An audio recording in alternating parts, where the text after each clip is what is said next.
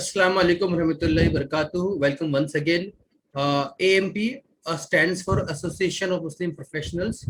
I'll give you a brief description about what is AMP all about. So before we start the program mission, we know about the organization where we are participating today. Association of Muslim Professionals started off in the year 2007 with presence current started from a city called Mumbai.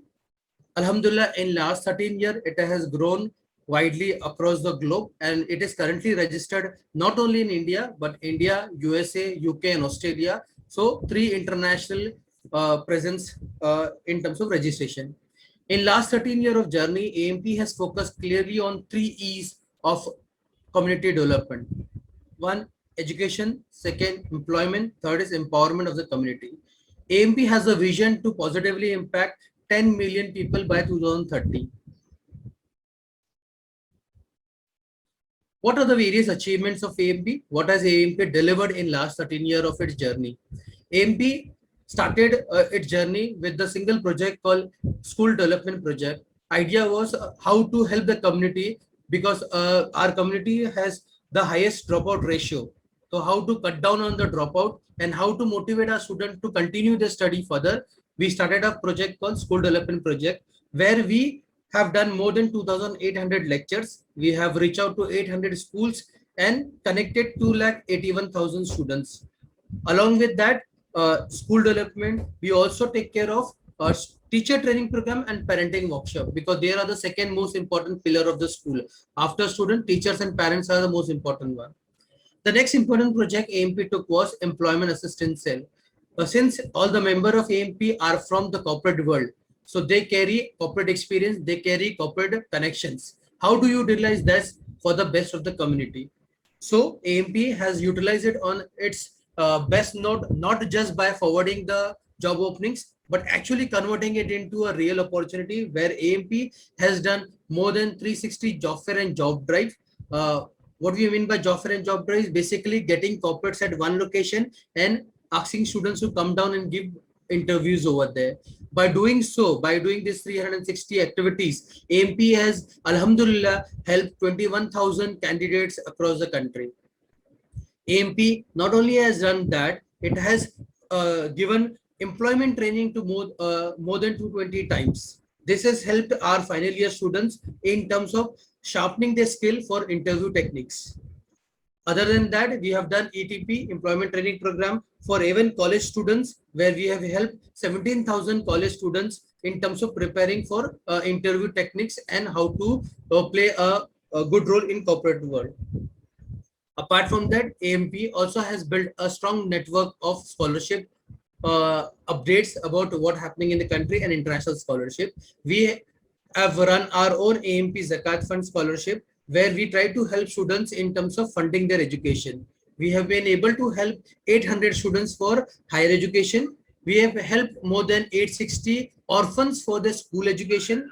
We have helped more than 425 families for starting small businesses.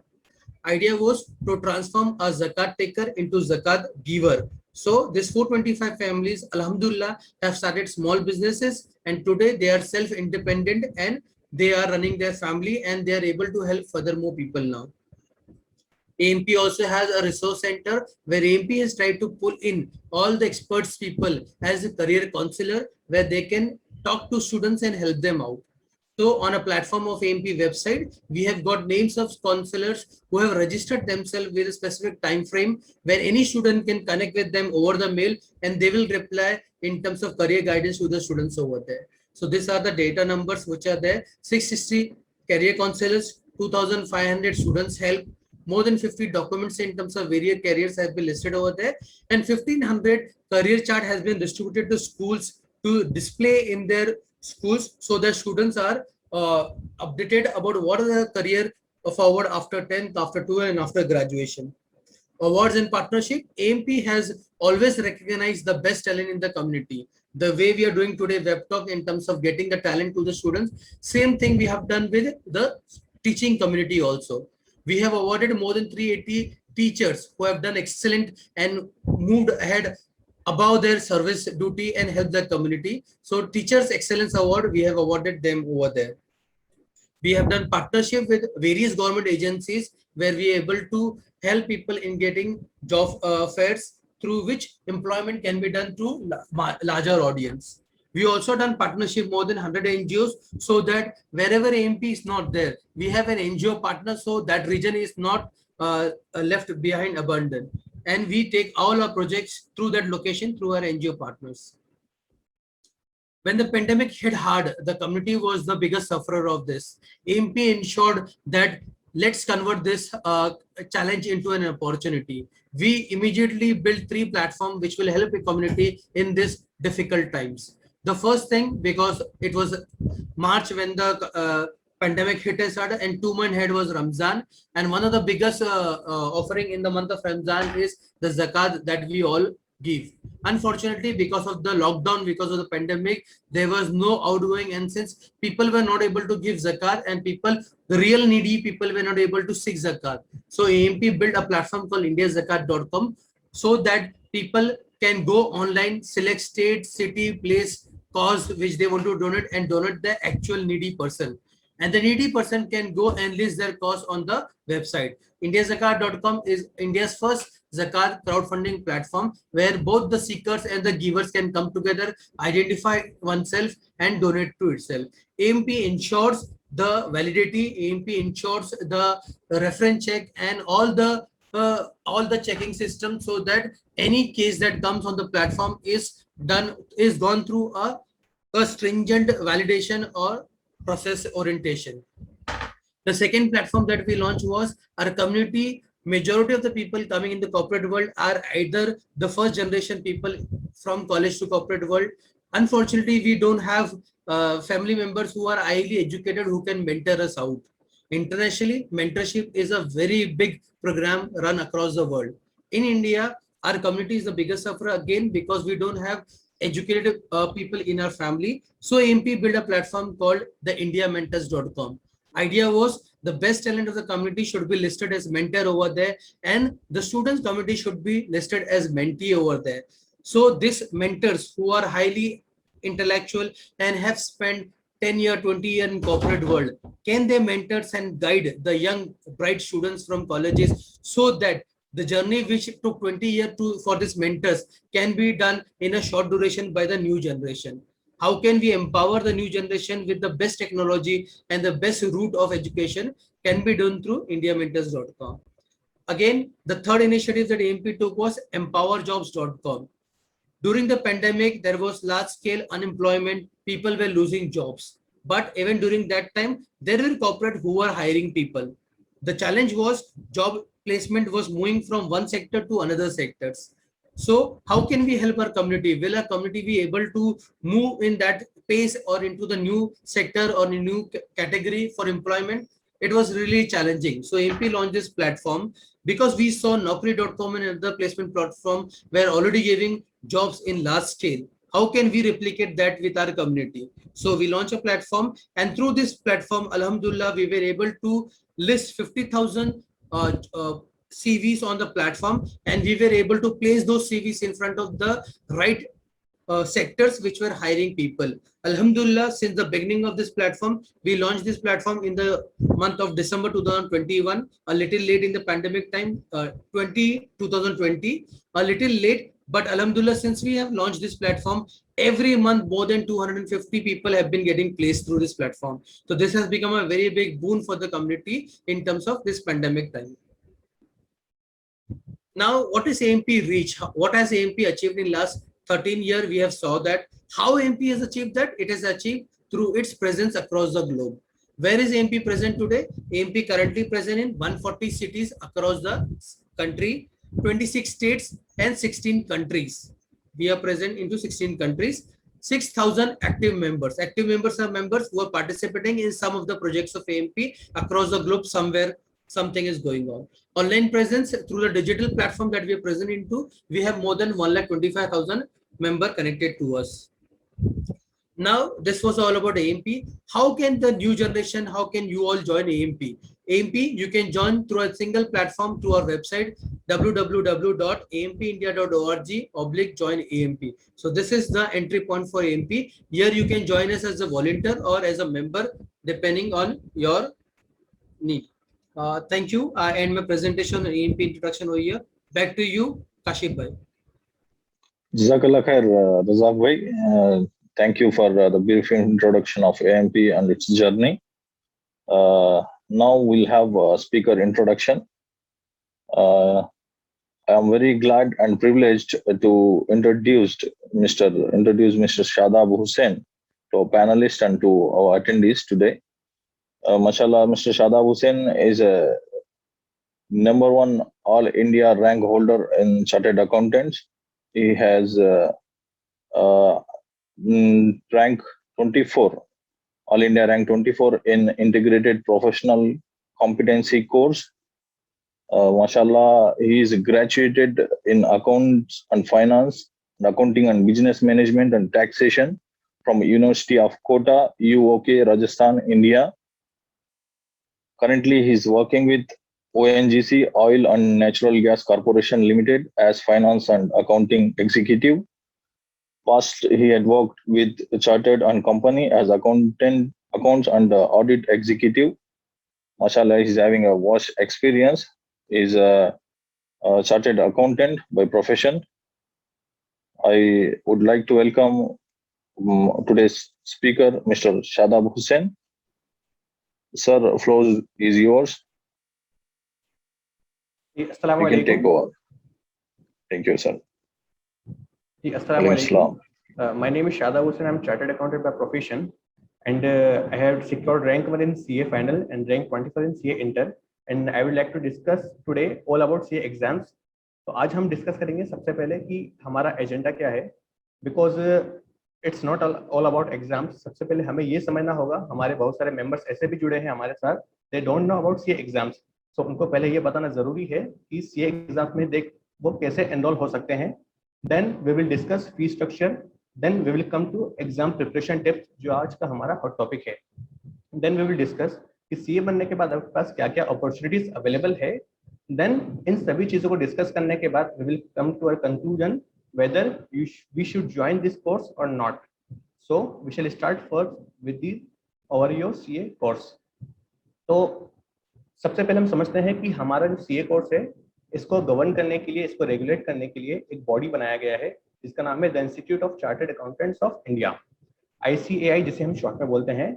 ICAI पूरे exams को conduct करवाता है, test लेता है, आपको study material provide करता है, आपको जो मेंबर्स हैं जो सीए बन जाते हैं उन सबको रेगुलेट करता है, उन सबके लिए नॉर्म्स बनाता है. तो एक तरह से फॉर एग्जांपल अगर आप राजस्थान स्टेट बोर्ड का एग्जाम देते हैं तो वहाँ पे राजस्थान बोर्ड है, यूपी में यूपी बोर्ड है, महाराष्ट्र में महाराष्ट्र स्टेट बोर्ड है.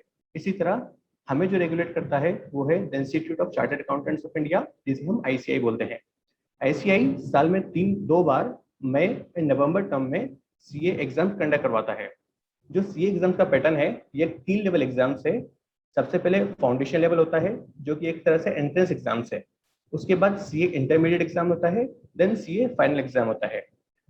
सीए ये एक मोस्ट कॉमन रूट है जहाँ पे आप एंट्रेंस एग्जाम देकर सीए कोर्स में एंट्री कर सकते हैं. इसके अलावा आपके पास एक और रूट है, जो ग्रेजुएट्स या पोस्ट ग्रेजुएट्स हैं वो भी सीए कोर्स में एंटर कर सकते हैं, उसके लिए अलग रूट है.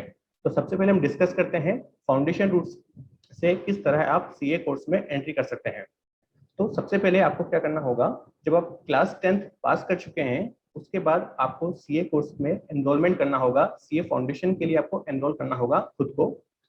इसकी लास्ट डेट क्या होती है, अगर आप मई एग्जाम्स में अपियर होना चाहते हैं, फॉर एग्जांपल अगर अभी आप 12th क्लास में हैं और आप मार्च 2022 में 12th क्लास के एग्जाम दे चुके हैं और आप मई 2022 को सीए फाउंडेशन एग्जाम्स में अपियर होना चाहते हैं, तो आपको 1 जनवरी 2022 या उससे पहले सीए फाउंडेशन के लिए एनरोल होना होगा. अगर आप मार्च 2022 में 12th क्लास का एग्जाम दे रहे हैं और नवंबर 2022 में आप सीए फाउंडेशन के लिए अपियर होना चाहते हैं, तो आपको 1 जुलाई या उससे पहले सीए फाउंडेशन के लिए एनरोल होना होगा. तो अगर आप मई एग्जाम्स के लिए अपियर होना चाहते हैं तो 1 जनवरी आपके लिए लास्ट डेट है. अगर आप नवंबर एग्जाम्स में अपियर होना चाहते हैं तो 1 जुलाई आपके लिए लास्ट डेट है तो enrol for CA foundation course. Then जब आप 12th क्लास के एग्जाम दे चुके हैं, इवन तो आपका रिजल्ट पेंडिंग है, आप सीए फाउंडेशन एग्जाम्स में अपियर हो सकते हैं। जब आप सीए फाउंडेशन एग्जाम्स क्लियर कर लेंगे तो आपको सीए इंटर एग्जाम्स के लिए अपियर होना होगा। सर सीए फाउंडेशन एग्जाम्स के बारे में और डिस्कस करते हैं, ये क्या होता है, इसमें कितने सब्जेक्ट्स हैं और क्या पासिंग क्राइटेरिया है। ठीक, तो सीए फाउंडेशन एग्जाम्स में 4 सब्जेक्ट होते हैं। हर एक सब्जेक्ट को 100 मार्क्स मिलता है, हर एक सब्जेक्ट 100 मार्क्स कैरी करता है। आपको पास होने के लिए 2 शर्त है। पहला, इंडिविजुअली आपको हर एक सब्जेक्ट में 40% मार्क्स स्कोर करना होता है और एग्रीगेटली आउट ऑफ टोटल मार्क्स आपको 50% मार्क्स स्कोर करने होते हैं। फॉर एग्जाम्पल, हर एक सब्जेक्ट 100 मार्क्स कैरी कर रहा है तो टोटल आपके 400 मार्क्स का एग्जाम होगा। आपको इंडिविजुअली हर एक सब्जेक्ट में 40 मार्क्स स्कोर करना होगा और एग्रीगेटली यानी आउट ऑफ 400 आपको 50% यानी 200 नंबर स्कोर करने होंगे। तो आपको इंडिविजुअली हर एक सब्जेक्ट में 40 मार्क्स स्कोर करना होगा और एग्रीगेटली 200 या उससे ज्यादा मार्क्स स्कोर करना होगा। फॉर एग्जाम्पल, कोई स्टूडेंट हर सब्जेक्ट में 45 मार्क्स स्कोर कर रहा है, तो अगर आप इसका टोटल करेंगे तो इंडिविजुअली तो उसने हर एक सब्जेक्ट में 40 मार्क्स तो स्कोर कर लिया, लेकिन उसका एग्रीगेट 180 हुआ है, यानी वो 200 मार्क्स स्कोर नहीं कर पाया, तो इस केस में वो फेल हो जाएगा। अगर कोई स्टूडेंट हर सब्जेक्ट में 3 सब्जेक्ट में 60 मार्क्स स्कोर कर रहा है और किसी एक सब्जेक्ट में वो 30 मार्क्स स्कोर कर रहा है, तो उसने 3 सब्जेक्ट में तो इंडिविजुअली 40% से अबव स्कोर कर लिया, लेकिन एक सब्जेक्ट में वो 40% स्कोर नहीं कर पाया। हाउएवर उसका एग्रीगेट 200 से अबव है, लेकिन स्टिल वो सीए फाउंडेशन एग्जाम क्रैक नहीं कर पाएगा। ठीक, इस एग्जाम का में 4 सब्जेक्ट्स हैं। इसमें आपकी basic maths, accounting, economics, financial reporting, economics और बिजनेस कम्युनिकेशन से रिलेटेड नॉलेज को टेस्ट किया जाता है। ये ज्यादातर सिलेबस आपका 11th और 12th क्लास में जो कॉमर्स सिलेबस होता है उससे रिलेटेड होता है, साथ में कुछ एडिशनल टॉपिक्स भी होते हैं। तो एक तरह से आपका एक जनरल एप्टीट्यूड टेस्ट हो गया, जिससे बाकी एग्जाम्स में होता है। फॉर एग्जाम्पल, अगर आप इंजीनियरिंग कर रहे हैं तो आपको जेई मेंस और एक एडवांस एग्जाम देना होता है। अगर आप मेडिकल के लिए तैयारी कर रहे हैं तो आपको नीट का एग्जाम देना होता है। तो उसी तरह सीए फाउंडेशन एक तरह से हमारा एंट्रेंस एग्जाम होता है, जहाँ से हमारी जर्नी स्टार्ट होती है। जब आप सीए फाउंडेशन एग्जाम क्लियर कर लेते हैं तो आपको सीए इंटर एग्जाम्स में रजिस्टर होना पड़ता है। सीए इंटर एग्जाम्स में रजिस्टर होने के बाद आपको 8 मंथ का स्टडी करना पड़ता है। सीए कोर्स का कोई कॉलेज नहीं होता, सारा स्टडी डिस्टेंस लर्निंग के जरिए होता है। आप अपने घर बैठे स्टडी कर सकते हैं, आप कोई प्राइवेट कोचिंग ज्वाइन कर सकते हैं, या हमारा जो सीए इंस्टीट्यूट है उसने भी एक सीए ट्यूब यूट्यूब चैनल है, वहाँ पे वो सारी क्लासेस अपलोड करता है सब्जेक्ट वाइज, चैप्टर वाइज। आप उन क्लासेस को भी लेकर सीए कोर्स की तैयारी कर सकते हैं। CA foundation, inter and final तीनों लेवल की क्लासेस अवेलेबल है, that is free of cost. आप वहां से क्लासेस कर सकते हैं, वहां से आप बेनिफिट ले सकते हैं, आपको कहीं कोचिंग करने की जरूरत भी नहीं पड़ेगी। तो सीए इंटर एग्जाम्स के बारे में हम बात कर रहे थे। सीए इंटर एग्जाम्स में रजिस्टर होने के बाद आपको 8 महीने का सेल्फ स्टडी करना होगा, डिस्टेंस लर्निंग, या तो आप कोचिंग ज्वाइन कर सकते हैं या सीए ट्यूब जो चैनल है आईसीआई का उसको ज्वाइन कर सकते हैं। 8 महीने स्टडी करने के बाद आपको सीए इंटर एग्जाम्स का एक फॉर्म होता है, उसको फिल करके उसमें रजिस्टर होना होगा। देन आप मई या नवंबर टर्म जो भी आपके लिए सुटेबल हो, जैसी भी आपकी स्ट्रेटेजी हो, उसमें आप अपीयर हो सकते हैं। सीए इंटर एग्जाम्स में टोटल 8 सब्जेक्ट्स होते हैं और ये 8 सब्जेक्ट्स 2 ग्रुप में डिस्ट्रीब्यूट होता है। हर एक ग्रुप में 4-4 सब्जेक्ट होते हैं।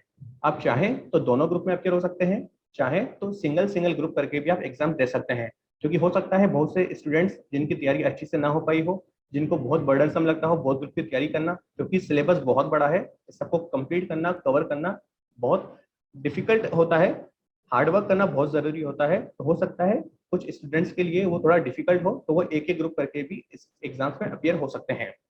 जब आप सीए इंटर के किसी एक ग्रुप में क्लियर पास हो जाते हैं या दोनों ग्रुप पास हो जाते हैं, दोनों कंडीशन है। अगर आप एक ग्रुप में पास हो जाते हैं तो भी आप सीए इंटर के लिए सीए इंटर के बाद आर्टिकलशिप के लिए रजिस्टर हो सकते हैं।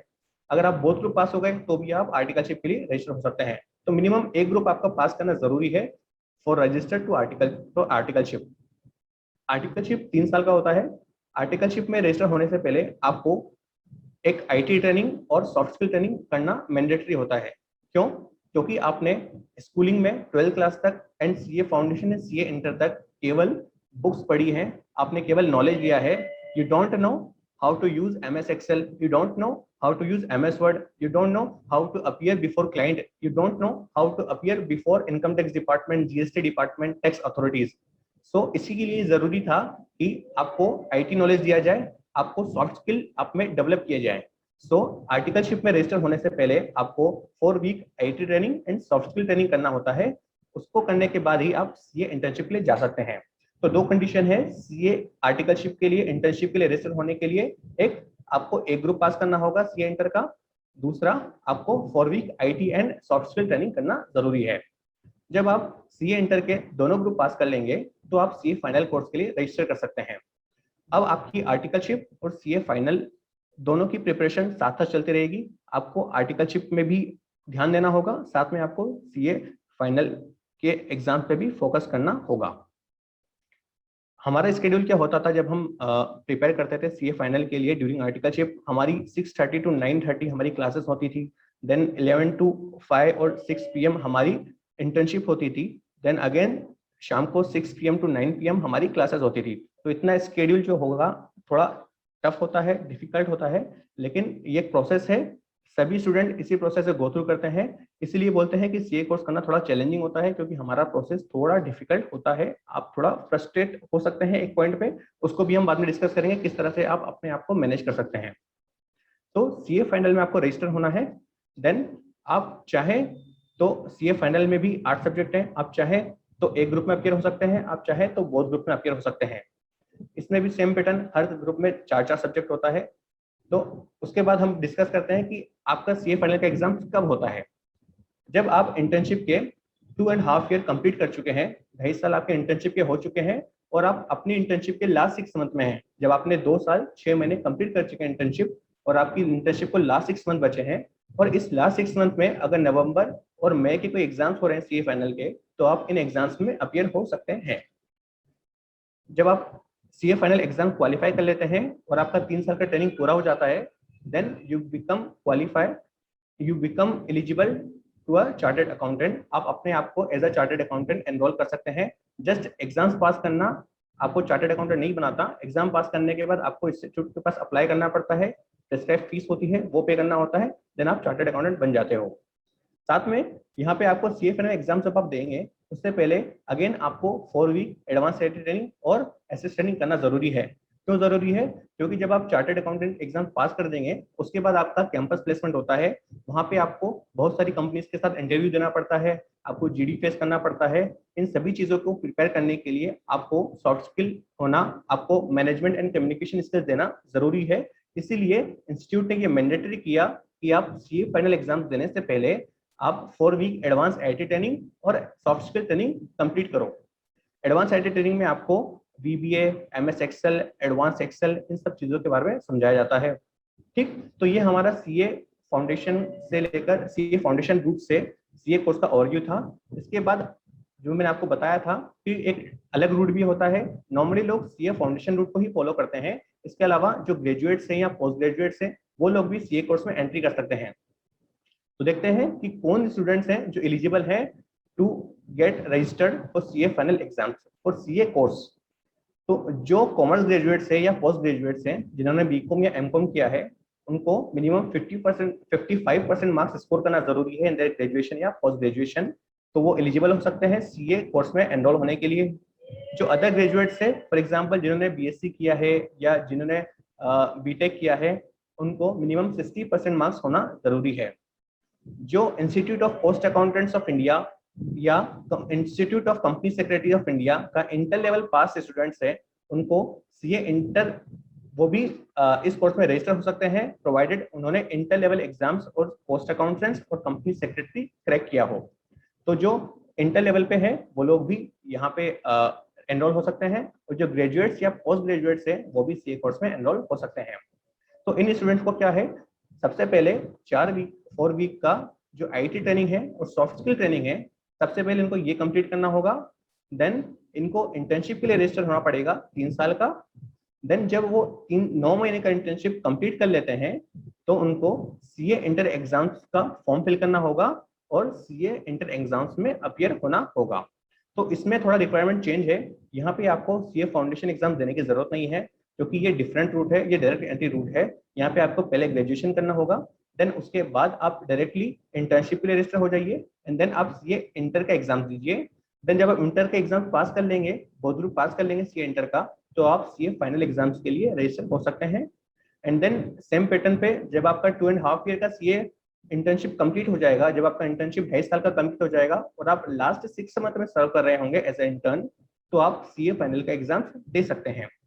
यहाँ भी वही कंडीशन है, जब आप सीए फाइनल का एग्जाम देंगे तो इससे पहले आपको 4 वीक एडवांस आईआईटी ट्रेनिंग और सॉफ्ट स्किल ट्रेनिंग करना मैंडेटरी है। उसके बाद ही आप सीए फाइनल एग्जाम्स में अपीयर हो सकते हैं। तो जब आप सीए फाइनल एग्जाम्स क्वालिफाई कर लेंगे और जब आपका इंटर्नशिप कंप्लीट हो जाएगा, तो आप इंस्टीट्यूट को फीस पे करके, कुछ फॉर्म्स है, कुछ फॉर्मेलिटीज है, वो कंप्लीट करके आप इंस्टीट्यूट का मेंबर बन सकते हैं। आप अपने आप को as a chartered accountant designate कर सकते हैं। तो हमने समझ लिया कि सीए कोर्स का क्या, किस तरह से आप इसमें एंट्री कर सकते हैं। 2 रूट है, एक फाउंडेशन रूट जो कि यहाँ का एंट्रेंस एग्जाम क्रैक करके सीए कोर्स में एंट्री करना, दूसरा होता है डायरेक्ट एंट्री रूट जिसमें ग्रेजुएट्स, पोस्ट ग्रेजुएट्स या जिन्होंने कॉस्ट अकाउंटेंट और कंपनी सेक्रेटरी का इंटर लेवल एग्जाम पास किया है, वो लोग इस रूट के जरिए डायरेक्ट सीए इंटर में एंट्री कर सकते हैं। उसके बाद हम डिस्कस करते हैं फीस स्ट्रक्चर, इस कोर्स का कितना फीस है। तो सीए फाउंडेशन लेवल पे आपका फीस ऑलमोस्ट 9,400 रुपीज जाता है। 200 rupees is cost of prospectus and 9,000 rupees is cost of registration. Registration fees है 9,000 रुपए, बाकी प्रोस्पेक्टस की फीस है। साथ में 200 रुपए अगर आप चाहें तो स्टूडेंट जर्नल जो होती है उसके लिए ऑप्ट कर सकते हैं, ये ऑप्शनल होता है। जो जर्नल होती है उसके अंदर आपको मंथली अपडेट्स मिलते हैं, मार्केट में क्या अपडेट्स आए, आपके सिलेबस में क्या चेंजेस हैं, क्या क्या हाई कोर्ट के डिसीजन हैं, क्या क्या नए नए केस लॉज आ रहे हैं, उन सब के बारे में आपको नॉलेज मिलती है। सीए इंटर लेवल पे आपकी फीस, अगर आप बोथ ग्रुप को ऑप्ट कर रहे हैं, जैसे मैंने डिस्कस किया था आपसे, सीए इंटर लेवल पे आप चाहें तो दोनों ग्रुप के लिए रजिस्टर हो सकते हैं, चाहे तो सिंगल ग्रुप के लिए आप अपीयर हो सकते हैं। तो अगर आप दोनों ग्रुप के लिए रजिस्टर हो रहे हैं तो आपकी फीस 15,000 रुपए रहेगी। साथ में स्टूडेंट्स एक्टिविटी फीस 2,000 रुपए है, and then articleship registration fees जो हम सीए इंटर्नशिप के लिए जाएंगे 3 साल, उसके लिए 1,000 रुपीज फीस प्रेस्क्राइब है। अगर आप सिंगल ग्रुप में अपीयर हो रहे हैं तो आपको हर ग्रुप के लिए 11,000 रुपए पे करना होगा। साथ में आपको 2,000 रुपीज स्टूडेंट्स एक्टिविटी फीस पे करनी होगी, जो कि वन टाइम फीस है। अगर आप एक ही ग्रुप में जा रहे हैं तो भी आपको 2,000 रुपए ही पे करना होगा, 4,000 रुपए पे नहीं करना होगा। तो आई विल रिकमेंड कि आप बोथ ग्रुप्स के लिए अप्लाई करें, और बोथ ग्रुप्स में क्योंकि आपको बेनिफिट मिलता है, आपका टोटल कॉस्ट ऑलमोस्ट 18,000 रुपए रहती है। अगर आप सिंगल ग्रुप करके जाएंगे तो आपकी कॉस्ट थोड़ी ज्यादा हो जाती है, इसलिए इट इज बेटर कि आप बोथ ग्रुप्स के लिए रजिस्टर हों। क्योंकि क्या होगा कि आपको पहले रजिस्टर होना पड़ता है सीए कोर्स के लिए, देन आपके फाइनल जब एग्जाम्स होते हैं उसका एग्जाम फॉर्म अलग होता है, उसके लिए आपको अलग से फिल करना पड़ता है एग्जाम फॉर्म। चाहे तो आप जब एग्जाम फॉर्म फिल कर रहे हैं तब आप सिंगल ग्रुप में रजिस्टर हो सकते हैं, या आप बोथ ग्रुप के लिए अप्लाई कर सकते हैं। तो आप रजिस्टर जब कर रहे हैं, एनरोल हो रहे हैं, तो आप बोथ ग्रुप के लिए एनरोल हो। जब आपको फाइनल एग्जाम देना पड़ेगा सीए इंटर लेवल का, तब आप चाहें तो एग्जाम फॉर्म में सिंगल ग्रुप ऑप्ट कर सकते हैं कि I am appearing only for this group, या आप चाहें तो दोनों ग्रुप के लिए अपीयर हो सकते हैं। देन सीए फाइनल लेवल पे आपकी फीस है वो है 22,000 रुपीज। तो अगर आप इसके बाद एक और फीस है हमारे पास, जो हमने ट्रेनिंग के बारे में पढ़ा था, जो हमें प्रैक्टिकल ट्रेनिंग से पहले 3 साल का जो इंटर्नशिप होता है उससे पहले IT training and soft skill training करना होता है, उसकी फीस है 6,500 एंड 7,000 रुपीज रिस्पेक्टिवली। उसके बाद जो हमें सीए फाइनल एग्जाम्स में अपीयर होने से पहले एडवांस आईटी ट्रेनिंग और मैनेजमेंट एंड कम्युनिकेशन स्किल्स जो सॉफ्ट स्किल ट्रेनिंग होता है उसको कंप्लीट करना होता है, उसकी फीस है 7,500 एंड 7,000 रुपीज। तो अगर आप एग्रीगेट करेंगे तो टोटल फीस हमारी ऑलमोस्ट 80,000 रुपीज बनती है, जो आई थिंक कि जितने भी कोर्सेज हैं हमारे इंडिया में रेप्यूटेड, उनमें सबसे सस्ता कोर्स है, सबसे इकोनॉमिक कोर्स है, और साथ में जो अपॉर्चुनिटीज आपको देगा बाद में वो अनबीटेबल है। अब हम डिस्कस करते हैं जो हमारा आज का टॉपिक है, how to prepare for the exams. सबसे पहले मैं आपको अपना एक एक्सपीरियंस शेयर करना चाहूंगा। When I was in class 10th, तब मैंने ये प्लान किया था कि मैं डिस्ट्रिक्ट लेवल रैंक स्कोर करूंगा, but I couldn't score the rank. मेरे 10 से 15 मार्क्स कुछ कम रह गए थे, I couldn't score district level rank. फिर मैंने 12th क्लास में ट्राई किया कि मुझे स्टेट लेवल रैंक स्कोर करना है। तब मैं स्टेट लेवल रैंक स्कोर नहीं कर पाया, बट मैं डिस्ट्रिक्ट लेवल रैंक स्कोर कर पाया। फिर मैंने सीए फाउंडेशन में प्रिपेयर किया। सीए फाउंडेशन में मेरा टारगेट ये था कि मुझे ऑल इंडिया रैंक टॉप 10 में आना है, बट स्टिल मैं रैंक स्कोर नहीं कर पाया। मैं कुछ 10 से 12 मार्क्स मेरे फिर कम रह गए और मैं फिर से रैंक स्कोर नहीं कर पाया। देन सीए इंटर में मैंने प्लान किया कि अब फिर मुझे टॉप 10 के लिए प्रिपेयर होना है एंड मुझे टॉप 10 में आना है, लेकिन मैं फिर से टॉप 10 में नहीं आ पाया, हालांकि मुझे रैंक 24 मिल गया था। देन सीए फाइनल में अगेन मैंने टारगेट किया कि मुझे टॉप 10 में फिर से स्कोर करना है रैंक, एंड देन फाइनली मुझे रैंक 1 मिला। तो मैंने अपने एक्सपीरियंस से ये सीखा है कि हम जितना बड़ा अपना टारगेट करते हैं हमें उससे थोड़ा कम मिलता है। हमारे एफर्ट्स तो बढ़ जाते हैं लेकिन हमें थोड़ा कम मिलता है। इसके दो फैक्टर्स हैं। जब आप बड़ा टारगेट करते हैं तो आपके एफर्ट बढ़ जाते हैं और आप उतनी शिद्दत से काम करते हैं, आपके जहन में बस वही बात होती है कि मुझे इतना टारगेट है, मुझे ये स्कोर करना है, मुझे ये रैंक पे आना है। तो मैंने CA foundation, CA inter level पे, हर लेवल पे मैंने ट्राई किया कि मुझे टॉप 10 में आना है। लेकिन कुछ एक्सटर्नल फैक्टर्स भी है, बाहर का कंपटीशन इतना ज्यादा है, उसकी वजह से मैं कोशिश तो मैंने बहुत की, लेकिन एक्सटर्नल फैक्टर्स जो कंपटीशन है उसकी वजह से मैं अपने जो मुकाम है, जो मैंने तय किया था, जो मैंने सोचा था, मैं उस पर पहुंच नहीं पाया। तो यहाँ पे एक चीज मुझे समझ आई कि हम जितना बड़ा टारगेट करते हैं हम उतना ज्यादा मेहनत करते हैं, और हमारे हाथ में केवल यही फैक्टर है कि हम ज्यादा बड़ा टारगेट करें, हम ज्यादा मेहनत करें। अब बाहर की कंपटीशन को तो आप रोक नहीं सकते, हम केवल अपनी मेहनत को बढ़ा सकते हैं, हम अपने टारगेट को बढ़ा सकते हैं। तो मैं यही बोलना चाहता हूँ आपसे कि आप भी क्या कीजिए, जब आप सीए इंटर या सीए फाइनल के एग्जाम्स के लिए प्रिपेयर हो रहे हैं या सीए फाउंडेशन के लिए प्रिपेयर हो रहे हैं, तो आप टारगेट कीजिए कि आपको रैंक स्कोर करना है, सो दैट अगर वर्स्ट टू वर्स्ट आप रैंक सिक्योर नहीं कर पाए तो एटलीस्ट आप बोथ ग्रुप तो क्लियर हो जाएंगे। क्योंकि क्या होगा, अगर आप प्रिपेयर करेंगे सिंगल ग्रुप के लिए, या आप सोचेंगे कि नहीं मुझे सिंगल ग्रुप में बस पास होना है, या सिंपली हमें एक एक ग्रुप करके सीए बन जाना है, तो होगा क्या, आपके एफर्ट्स भी कम होंगे, साथ में कंपटीशन इतना ज्यादा है मार्केट में कि आप हो सकता है सिंगल ग्रुप भी क्लियर ना कर पाओ। और रैंक स्कोर करने के लिए आपके लिए जरूरी है कि आप बोथ ग्रुप में अपियर हो, सीए इंटर और सीए फाइनल लेवल पे। तो मेरे कहने का ये मतलब है, unless you dream big you will not achieve big. आपके लिए जरूरी है कि आप अपने टारगेट को जितना ज्यादा बड़ा हो सके उतना ज्यादा सोचो अपनी कैपेसिटी के अकॉर्डिंग, क्योंकि जितना ज्यादा आप सोचेंगे उतने ज्यादा आपके एफर्ट्स होंगे। और सीए एग्जाम्स में सबसे ज्यादा आपकी मेहनत ही काम आएगी। यहाँ पे कोई रिजर्वेशन नहीं है, यहाँ पे कोई कोटा नहीं होता कि एसटी ओबीसी या ईडब्ल्यूएस वालों के लिए कुछ रिजर्वेशन हो। यहाँ पे केवल आपका हार्डवर्क ही काम आएगा। आप जितना अच्छा हार्डवर्क करेंगे, जितना बड़ा सोचेंगे, उतना अच्छा आपका रिजल्ट होगा, उतने अच्छे आपके आउटकम होंगे। इसके बारे में एक मैंने कहीं लिखा था कि if shoot for the moon even if you miss the target you will be among stars. आप जितना ज्यादा सोचेंगे आपको उतना अच्छा मिलेगा। अगर आपको नहीं भी मिलता तो भी आप टॉप लेयर में होंगे। उसके बाद जब आपने सोच लिया कि आपको रैंक स्कोर करना है या आपको बोथ ग्रुप्स क्लियर करना है, उसके बाद अब आपको आते हैं प्लानिंग के ऊपर, आपको किस तरह से आपको एग्जाम्स को प्लान करना है। सीए फाउंडेशन लेवल पे और सीए इंटर लेवल पे आपको अपनी क्लासेस कुछ इस तरह से मैनेज करनी है जब भी आप क्लासेस लेंगे, कि आपकी क्लासेस एटलीस्ट एग्जाम से 2 महीने पहले कंप्लीट हो जाए। क्योंकि ज्यादातर स्टूडेंट्स सेल्फ स्टडी नहीं करते, ज्यादातर स्टूडेंट क्लासेस ही लेते हैं या आईसीआई की जो फ्री क्लासेस चलती है यूट्यूब चैनल पे उसको ज्वाइन करते हैं। तो आपको ये टारगेट करना है कि आपकी क्लासेस एग्जाम्स से, फॉर एग्जांपल अगर आप नवंबर एग्जाम्स में अपियर होना चाहते हैं तो सितंबर से पहले पहले आपकी क्लासेस हो जाए, ताकि आपके पास सेल्फ स्टडी का सफिशिएंट टाइम हो। क्योंकि होता क्या है, क्लासेस में आपको 4 से 5 घंटे बैठना पड़ता है एट अ टाइम। तो जो कवरेज होता है क्लासेस में, अगर आप उसका सेल्फ स्टडी करोगे तो आप उस पार्ट को 1 घंटे में कवर कर सकते हो। तो एक तरह से आपका टाइम बहुत ज्यादा जाता है क्लासेस में। तो ट्राई कीजिए कि सीए इंटर और फाउंडेशन लेवल पे आपकी क्लासेस एटलीस्ट 2 महीने पहले हो जाए। उसके बाद आपको प्लान कुछ इस तरह से करना है सीए इंटर और फाइनल फाउंडेशन लेवल पे, कि आप 10 दिन का टारगेट बनाइए, 10 से 15 दिन का, एज पर आपकी कैपेसिटी क्या है, आपके पास टाइम कितना मिलता है।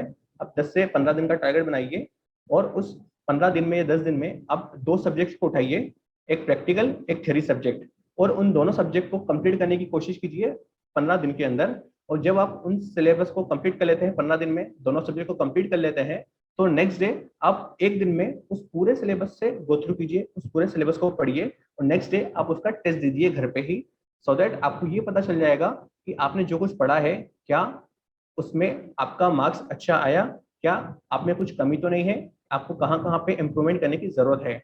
तो अपने आप को टेस्ट करना, जैसे जैसे आप आगे बढ़ रहे हैं वैसे वैसे अपने आप को टेस्ट करते रहिए, ताकि आपको पता चलता रहे कि हमारे में क्या कमी है, हमें कहाँ पे इम्प्रूवमेंट करने की जरूरत है। इसी तरह आप 15-15 दिन का हर एक सब्जेक्ट, 2-2 सब्जेक्ट को लेकर प्लान कर सकते हैं। साथ में हमारे सीए इंटर और सीए फाइनल लेवल पे कुछ थ्योरी सब्जेक्ट ऐसे हैं, इवन सीए फाउंडेशन लेवल पे भी थ्योरी सब्जेक्ट्स हैं।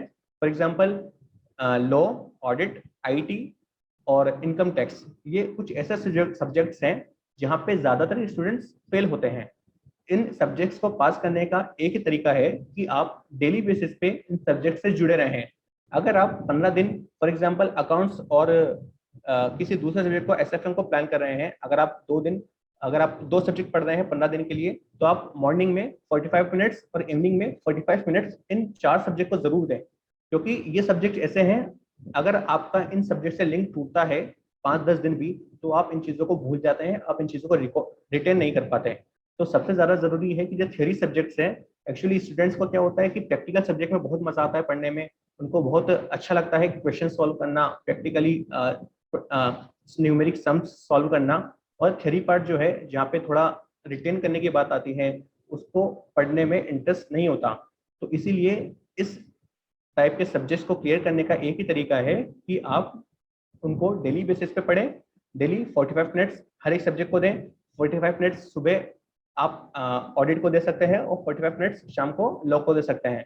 इसी तरह आप 45-45 मिनट अलग अलग सब्जेक्ट को, इससे अगर आप चारों को देंगे, ऑडिट, लॉ, आईटी और इनकम टैक्स एक्ट, अगर आप इन सबको डेली बेसिस पे टाइम देंगे तो इससे आपको ये बेनिफिट मिलेगा कि आप इन सबको रिटेन कर पाएंगे और आप इन सभी सब्जेक्ट को अच्छे से बाद में पास कर पाएंगे। क्योंकि ज्यादातर स्टूडेंट्स इसी सब्जेक्ट में फेल होते हैं। जो हमारा सीए का रिजल्ट है, पासिंग रिजल्ट, वो इसीलिए कम है क्योंकि ज्यादातर स्टूडेंट थ्योरी सब्जेक्ट्स में पास नहीं हो पाते, वो उस पर इतना इंटरेस्ट के साथ नहीं पढ़ते, वो उस पर ध्यान नहीं दे पाते। उसके बाद आपको क्या करना है, आपका रिवीजन कुछ इस तरह से होना चाहिए। सीए फाइनल लेवल पे और सीए इंटर लेवल पे आपको 3 से 4 बार रिवीजन करना होगा। सीए फाउंडेशन लेवल पे आपका 2 से 3 रिवीजन इनफ होता है। सीए फाइनल लेवल पे आपको ये प्रिपेयर करना है कि आपका जो क्लासेस है वो एटलीस्ट 4 से 5 महीने पहले कंप्लीट हो जाए और जो आपका रिवीजन है वो 4 से 5 बार कंप्लीट हो जाए। सीए फाइनल लेवल पे एक और चीज़ की प्रॉब्लम आती है, जब आप इंटर्नशिप के लिए जाते हैं तो आपको साथ में ही सीए फाइनल के लिए प्रिपेयर होना पड़ता है। तो उसके लिए आपको मॉर्निंग और इवनिंग दोनों टाइम क्लासेस करना होता है। और इसी बीच एक ये इशू आता है कि सर हम क्लासेस में पढ़ रहे हैं हम उसको प्रॉपर रिवाइज नहीं कर पा रहे। हम 3 महीने तक रेगुलर क्लास अटेंड कर रहे हैं लेकिन हमें टाइम नहीं मिल पाता पढ़ने का। तो उसके लिए केवल एक ही रास्ता है कि आप जब आपका वीकेंड होता है, जब आप संडे को आपकी क्लासेस नहीं होती या आपका ऑफिस नहीं होता, उस टाइम पे आप पूरे वीक का सारा सिलेबस कवर करने की कोशिश कीजिए। जितना ज़्यादा हो सके आप रिवाइज कीजिए जो आपने पूरा पढ़ा, और आप क्लासेस जब से आपकी स्टार्ट हुई तब से आप पूरा सिलेबस कंप्लीट करने की कोशिश कीजिए। हर एक क्वेश्चन को सॉल्व करना पॉसिबल नहीं होता क्योंकि हमारा सिलेबस बहुत ज़्यादा बड़ा है, हर एक सम को सॉल्व करना इतना पॉसिबल नहीं होता। तो आप केवल कॉन्सेप्ट को गो थ्रू कर सकते हैं from very beginning, so that आपको पता रहे कि हमने कितना पढ़ा। आपको उन सब चीज़ों को रिवाइज करना बहुत ज़रूरी होता है। जब आप लीव्स पे होते हैं, जब आप 5 से 6 महीना पहले हमें सीए, जब हम इंटर्नशिप कर रहे होते हैं और जब हमारा सीए फाइनल एग्जाम्स आता है तो हमें एग्जाम से 5-6 महीने पहले ऑफिस से छुट्टी मिल जाती है सो दैट हम सीए फाइनल एग्जाम्स के लिए प्रिपेयर हो सके। तो ये टाइम आपके लिए सबसे क्रूशियल होता है क्योंकि अभी आपको एक बार तो पहले सारा सिलेबस कंप्लीट करना है, क्योंकि बीच में जब आपकी इंटर्नशिप चलती होती है तब आप केवल उस सब्जेक्ट को रिवाइज कर पाते हैं, आप उसका कंप्रेहेंसिव रिवीजन नहीं कर पाते क्योंकि आपके पास इतना टाइम नहीं होता। आपके पास केवल वीकेंड ही होता है उन सबको रिवाइज करने का। तो अब जब आपको ऑफिस से छुट्टी मिल गई है तो अब आपको क्या करना होगा, पूरा सिलेबस को रिवाइज करना होगा। तो आपका फर्स्ट राउंड ऑफ स्टडी होगा वो सबसे ज्यादा टाइम लेगा। सीए फाइनल लेवल पे आपका रिवीजन 3 से 4 बार करना ये भी बहुत चैलेंजिंग होता है क्योंकि आपको फर्स्ट राउंड ऑफ जो स्टडी होगा वो आपको 2 से 2.5 महीना आपका ले लेगा, क्योंकि आप पहली बार पढ़ेंगे तो आपको सारे क्वेश्चन सॉल्व करने पड़ेंगे, आपको सभी सब्जेक्ट पे पूरा ध्यान देना होगा, आपको कोचिंग के नोट भी कंप्लीट करने होंगे, आपको आईसीआई का जो हमारे इंस्टीट्यूट है उसका स्टडी मटेरियल भी कंप्लीट करना होगा, और जो साथ में अमेंडमेंट्स हैं, जो भी चेंजेस हो रहे हैं मार्केट में, जो भी लॉज में चेंजेस है, उन सभी को भी आपको पढ़ना होगा। तो जब आपका फर्स्ट राउंड ऑफ स्टडी होगा तब आपको क्या करना है, आपको पूरा कवर करना है और साथ में आपको हर चैप्टर के समराइज नोट भी बनाने हैं। उससे क्या होगा, जब आप सेकंड और थर्ड राउंड करेंगे अपनी स्टडी का तब आपको पूरा फिर से पढ़ने की जरूरत नहीं है, आप केवल समराइज नोट्स पढ़ सकते हैं सो दैट आपको एक क्विक रिव्यू मिल जाएगा जो भी आपने पढ़ा। क्योंकि सीए फाइनल लेवल पे सिलेबस इतना ज्यादा बड़ा है, इतना वास्ट है कि आपको उसको कवर करने में ही बहुत दिन लग जाते हैं। तो ये जरूरी है कि आप समरी नोट्स बनाएं हर चीज को समराइज करें। इधर आप चार्ट फॉर्म यूज कर सकते हैं, टेबुलर फॉर्म यूज कर सकते हैं, आप कुछ भी फॉर्मेट में आप जो भी आपके लिए कन्वीनियंट हो उस फॉर्मेट में आप नोट्स बना सकते हैं। तो सीए फाइनल लेवल पे आपकी स्ट्रेटेजी कुछ इस तरह से होगी कि आपको वही 15 दिन के लिए प्लान करना होगा, उसके बाद उसी तरह से टेस्ट देना होगा। जब आप सेकंड रिवीजन करेंगे सीए इंटर और सीए फाइनल लेवल पे, तब आपको क्या करना है, ओनली समरी नोट्स जो है उसको गो थ्रू करना है, और साथ में कुछ ऐसे क्वेश्चन सोल्व करना है जो सारे सिलेबस के सारे चैप्टर के कॉन्सेप्ट को कवर करें। क्योंकि जब आप कोचिंग लेंगे, जब आप हमारे सीए ट्यूब के जरिए अगर क्लास लेते हैं या कोई भी प्राइवेट कोचिंग करते हैं, तो वो आपको कुछ ऐसे क्वेश्चन सोल्व करते हैं, कुछ ऐसे क्वेश्चन देते हैं जिसमें पूरे चैप्टर का सब कुछ सारे कॉन्सेप्ट कवर होते हैं। आपको कोशिश ये करना है कि सारे ऐसे क्वेश्चन सोल्व करें जिसमें पूरे चैप्टर के सारे कॉन्सेप्ट कवर हों, सो दैट आपको हर एक क्वेश्चन सोल्व करने की जरूरत ना पड़े, आपका टाइम वहां पे सेव हो जाए। तो जब आप सेकंड राउंड करेंगे तब आपको ऐसे क्वेश्चन सोल्व करना है जो ओनली कॉन्सेप्चुअल पॉइंट्स पे फोकस्ड हो। उसके बाद जब आप थर्ड राउंड करेंगे स्टडी का, तब आपके पास इतना टाइम नहीं बचेगा कि आप क्वेश्चन सोल्व करें, आपको केवल कॉन्सेप्ट से गो थ्रू करना है। आप केवल कॉन्सेप्ट को समझिए, और अगर आपने कुछ क्वेश्चंस स्पेसिफिकली मार्क किए हुए हैं जो आपको इंपॉर्टेंट लगते हैं या जहाँ पे आपको लगता है कि इसको देखना जरूरी है, मैं उस कॉन्सेप्ट में वीक हूँ, तो आप उसको देख सकते हैं। तो इस तरह से मिनिमम 3 राउंड ऑफ स्टडी तो आपको कंप्लीट करना ही करना है एट ईच लेवल। उसके बाद एक और पॉइंट जो आता है मॉक टेस्ट। ज्यादातर स्टूडेंट्स क्या करते हैं जो सी एग्जाम्स में है, तो जो मेन रीजन क्या है हमारे एग्जाम का रिजल्ट इतना कम होने का, वो ये है कि स्टूडेंट्स अपने आप को टेस्ट नहीं कर पाते, अपना आपका टेस्ट नहीं लेते, यानी मॉक टेस्ट में अपीयर नहीं हो पाते। हमारा जो इंस्टीट्यूट है वो भी मॉक टेस्ट रिलीज करता है।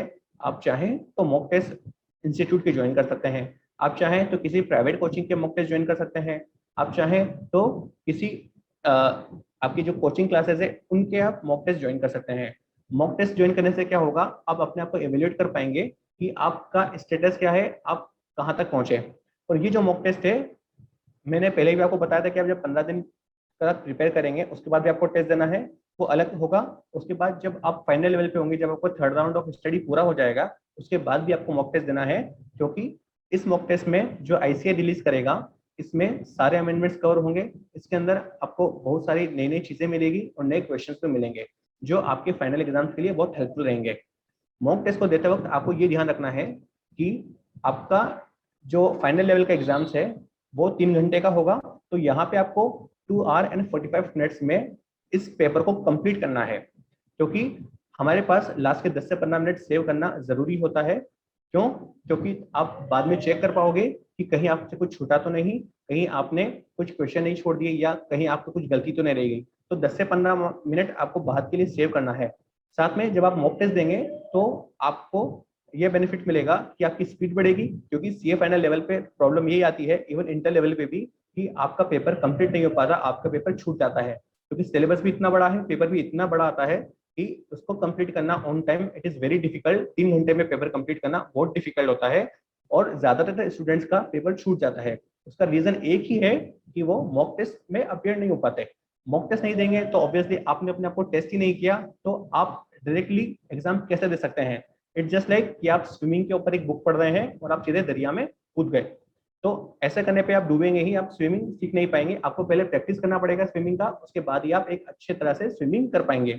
इसी तरह जब भी आप सीए फाइनल एग्जाम्स में अपीयर हो रहे हैं तो आपको पहले मॉक टेस्ट देना होगा। आप जितना ज्यादा टेस्ट देंगे उतना आपके लिए बेटर है। एटलीस्ट 2 से 3 मॉक टेस्ट जरूर दीजिए, सो दैट आप उसमें अच्छे हो जाए, आप अपनी स्पीड बढ़ा पाए, आप अच्छे प्रेजेंटेबल रहें, आपका जो क्राइटेरिया है प्रेजेंटेशन का वो सही हो। उसके बाद एक और बात आती है कि हमें स्ट्रेस कैसे मैनेज करें। जब आपका सीए इंटर्नशिप होता है मेनली, और साथ में फाइनल की प्रिपरेशन चलती रहती है, तो आपका शेड्यूल जो होता है वो काफी टफ होता है। जैसे मैंने आपको बताया, हमारी 6:30 से 9:30 क्लासेस होती थी, देन 11 to 5 और 6 PM हमारा ऑफिस होता था, then again 6 PM to 9 PM हमारी क्लासेस होती थी। तो इस सभी प्रोसेस में क्या होता है कि हम एक तरह से बहुत फ्रस्ट्रेट हो जाते हैं, बहुत स्ट्रेसफुल हो जाता है।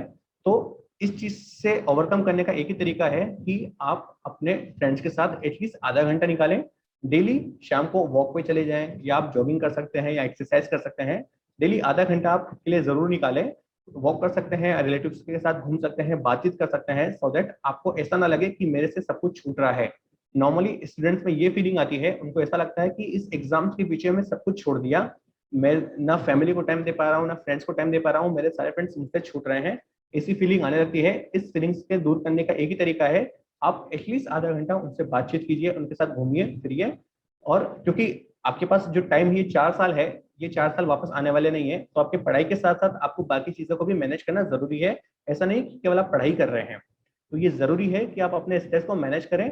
आप लोगों के साथ घूमें, बातचीत करें, महीने में 1-2 बार आउटिंग पे चले जाएं, जिससे आपका स्ट्रेस रिलीज हो, आप अपने आप को काम फील करें, आप अपने आप को बिल्कुल कूल फील करें।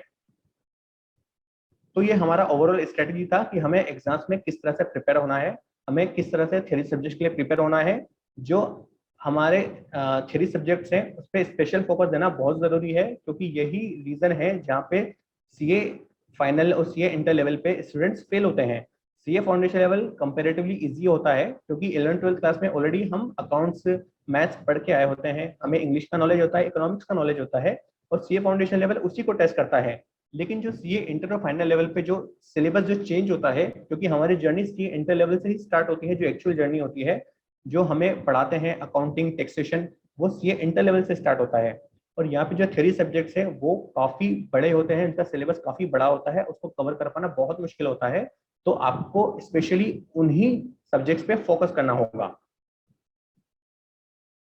उसके बाद हम डिस्कस करेंगे कि आपके पास सीए एग्जाम्स, जब आप सीए बन जाते हैं, जब आप चार्टर्ड अकाउंटेंट बन जाते हैं, तो आपके पास क्या क्या अपॉर्चुनिटीज अवेलेबल है मार्केट में। मेरे पास कुछ क्वेश्चंस भी हैं, बट आई विल ट्राई कि इन क्वेश्चंस को हम बाद में डिस्कस करेंगे। ठीक, तो हमारे पास क्या क्या अपॉर्चुनिटीज है after becoming a chartered accountant. तो जो ट्रेडिशनल जॉब्स हैं एज अ चार्टर्ड अकाउंटेंट, वो है accounting, auditing, taxation and finance. जो हम चार्टर्ड अकाउंटेंट से हमें मेनली अकाउंटेंट और ऑडिटर के नाम से जाना जाता है। तो अकाउंटिंग में क्या होता है, हमें जो भी बिजनेस है उसके जो भी लेन देन है, जो भी ट्रांजेक्शन है, उन सबका अकाउंटिंग करना होता है।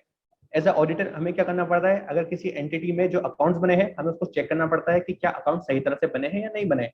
फाइनेंसिंग में क्या काम होता है, फॉर एग्जांपल आपको लोन दिलवाना है किसी क्लाइंट को, तो उसके लिए रिपोर्ट बनाना, उसका रेशियोज एनालिसिस करना, ये सब का फाइनेंस प्रोफाइल में इन्वॉल्व होता है।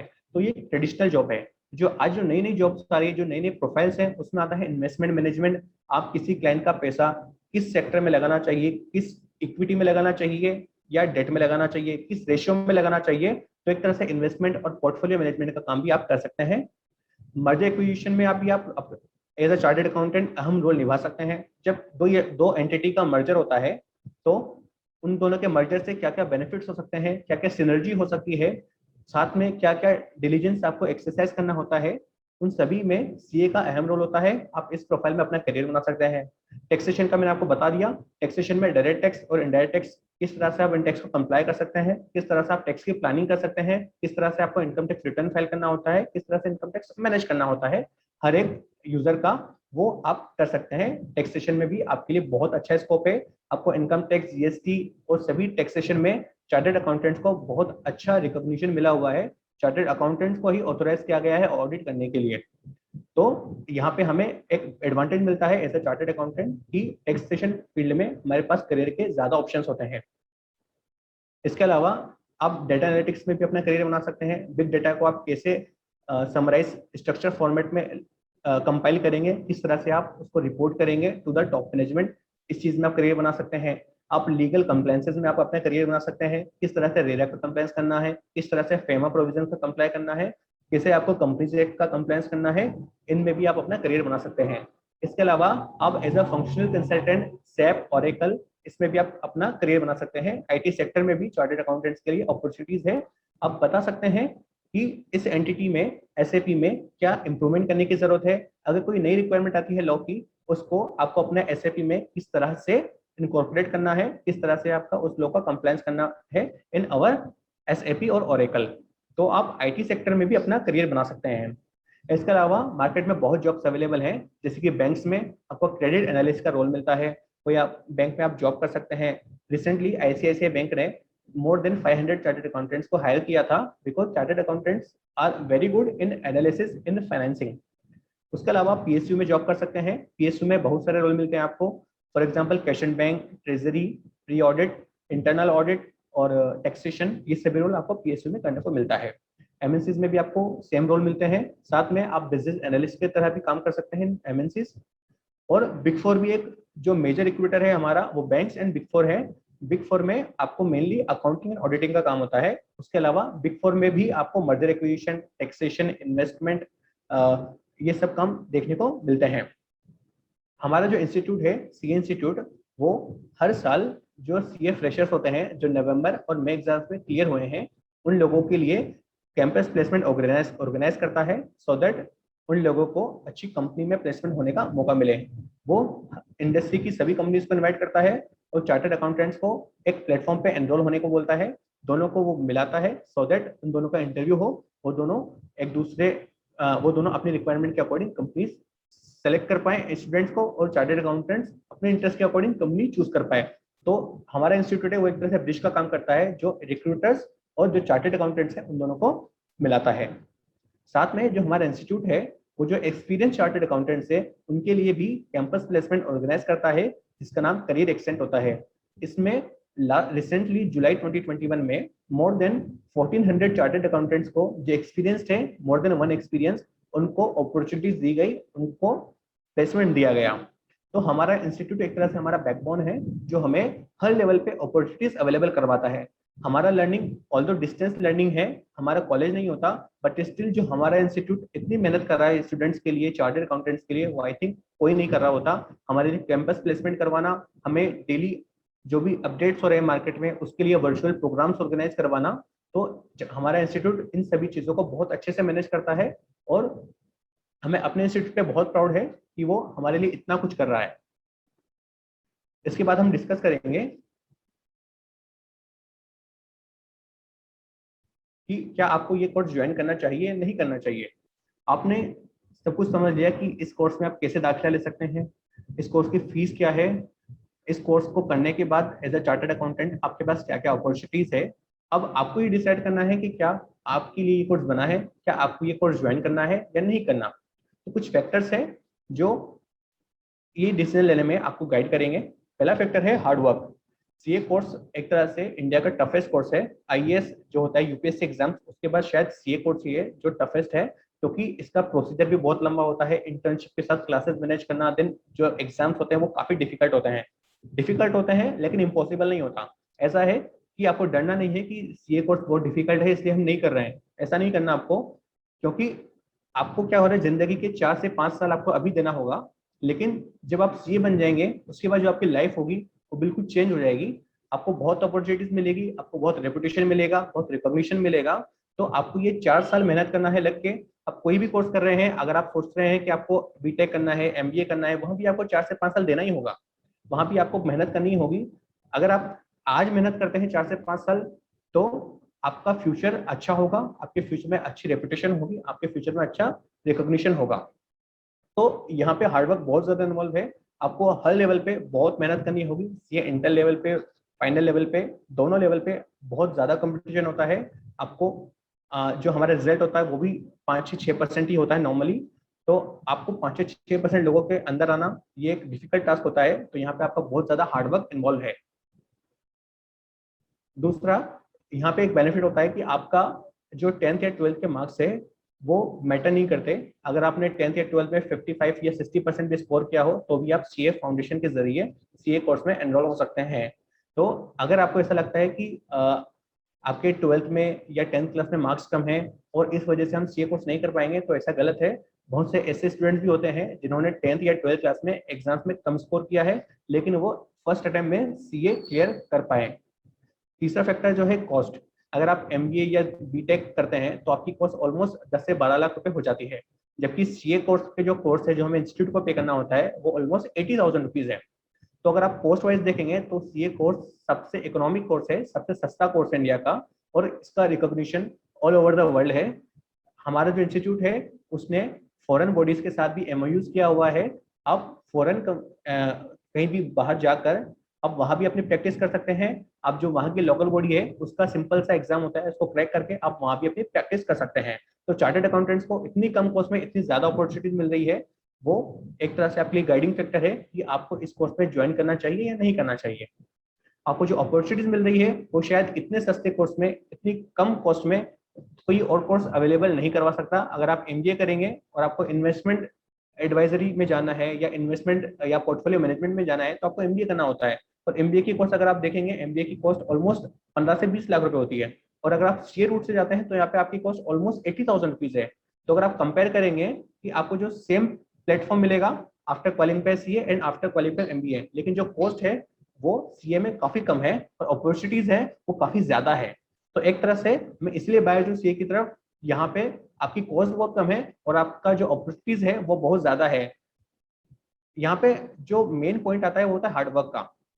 स्टूडेंट्स क्या करते हैं, सीए कोर्स को ज्वाइन करने से डरते हैं। उनको ये लगता है कि सर रिजल्ट बहुत कम है, यहाँ पे बहुत ज्यादा मेहनत करनी पड़ती है। सर मेहनत तो आपको हर जगह करनी होगी। अगर आप एवरेज मेहनत करेंगे इन 4 से 5 साल जो आपकी स्टूडेंट्स लाइफ है, अगर आप यहाँ पे कम मेहनत करते हैं तो आपका फ्यूचर उतना अच्छा नहीं होगा। अगर या तो आप 4 साल मेहनत कर लीजिए और लाइफ टाइम एंजॉय कीजिए, या आप 4 साल एंजॉय कर लो और लाइफ टाइम आप मेहनत करते रह जाओ। ये आपके ऊपर है, ये आपका कॉल है। सीए कोर्स में यही है फायदा, अगर आप यहाँ पे 4 से 5 साल लग के मेहनत कर ले और आप एक अटेम्प्ट में, फर्स्ट अटेम्प्ट में सीए एग्जाम क्रैक कर लेते हैं तो आपका रेपुटेशन काफी अच्छा होगा और आपके लिए अपॉर्चुनिटीज काफी ज्यादा होंगी। तो ये कुछ फैक्टर्स हैं जो मैंने आपके सामने रखा है, आपको ये कोर्स ज्वाइन करना चाहिए या नहीं करना चाहिए। एंड इसके अलावा मैंने आपको यहाँ पे कुछ लिंक शेयर किया है जो आपके लिए यूजफुल होगा। जो हमारे इंस्टीट्यूट की वेबसाइट है वो भी मैंने यहाँ पे शेयर की है, और आई विल ट्राई कि हम ये सारे लिंक्स डिस्क्रिप्शन बॉक्स में जब हम यूट्यूब पे इस लेक्चर को अपलोड करेंगे वहां पे शेयर करें, सो दैट आप इस चीज का बेनिफिट उठा सको। हमारा इंस्टीट्यूट जो भी इकोनॉमिकली वीक है लोग, स्टूडेंट्स हैं, उनके लिए स्कॉलरशिप भी प्रोवाइड करता है। आप उन स्कॉलरशिप को भी ऑप्ट कर सकते हैं। तो I think I should take up the questions now. Razzaq sir. जज़ाकल्लाह खैर शादाब भाई। मैं खलील हूँ। I will lead through the question and answers. पहले जज़ाकल्लाह खैर फॉर दैट एलैबोरेट प्रेजेंटेशन। आपने तो सारे पॉइंट्स कवर कर दिए। लगता है कि पूछने के लिए कोई सवाल ना रहा, स्पेशली ऑन द प्रोसेस और कैसे प्रिपेयर करना है, कितना वक्त लगता है जी। फिर भी सवाल तो होते ही है। तो सबसे पहले मैं सवाल पूछूंगा तंजील काजी साहब का। उन्होंने पूछा है, I have heard that you did schooling in Hindi medium, it becomes difficult to switch to English medium and secure a all India rank 1. Please tell something about it. Okay ठीक। तो सीए कोर्स जो हमारा है वो Hindi medium में भी आप दे सकते हैं और इंग्लिश मीडियम में भी आप कर सकते हैं। लेकिन बिकॉज मार्केट में जो अपॉर्चुनिटीज मिलती है वो प्रेफर ज्यादा इंग्लिश मीडियम स्टूडेंट्स को ही करते हैं। इसीलिए मैंने सीए इंटर लेवल तक तो मेरा हिंदी मीडियम ही था, देन सीए इंटर लेवल के बाद मैंने इंग्लिश मीडियम में स्विच किया एंड देन मैंने CA final exam English medium से क्रैक किया है। तो इसको चेंज करने में चैलेंज काफी होता है। इसके लिए मैंने किस तरह से प्रिपेयर किया, जब मेरा सीए इंटर एग्जाम्स हो गया था, जब मेरी इंटर्नशिप चल रही थी, तो मैं क्या करता था, इंग्लिश मैगजीन्स पढ़ता था। साथ में जब मैं सीए इंटर लेवल पे भी था तब मैं 2 नोट्स लेता था, एक इंग्लिश में और एक हिंदी में, बिकॉज मुझे एग्जाम तो हिंदी में देना था लेकिन मेरा टारगेट पहले से क्लियर था कि मुझे सीए फाइनल लेवल पे इंग्लिश में ही एग्जाम क्रैक करना है। तो मैं हिंदी में भी नोट्स लेता था, इंग्लिश में भी नोट्स लेता था, इन दोनों नोट्स को पढ़ता था, सो दैट मेरी जो वोकैब है इंग्लिश वो भी इम्प्रूव हो, मेरा ग्रामर वो भी इम्प्रूव हो, मेरा प्रेजेंटेशन वो भी इम्प्रूव हो।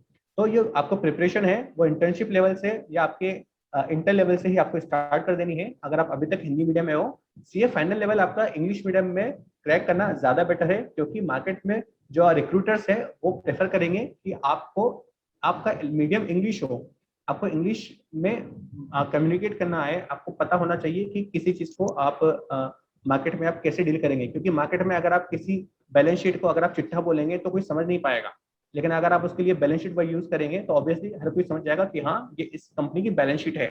तो इसीलिए आपका स्विच करना जरूरी हो जाता है। तो आप इंटर लेवल एग्जाम से ही क्या कीजिए, इंटरेक्ट कीजिए जितना ज्यादा हो सकता है, आप मैगजीन्स पढ़िए, इंग्लिश में नोट्स पढ़िए, आपके जो कलीग्स हैं ऑफिस में उनसे बातचीत कीजिए, सो दैट आप अपने आप को इम्प्रूव कर पाओ। तो मैंने क्या किया था, मेरा जब मैंने सीए इंटर एग्जाम दिए थे, जब मैं इंटर्नशिप कर रहा था, तो मेरा बीकॉम का फाइनल ईयर पेंडिंग था।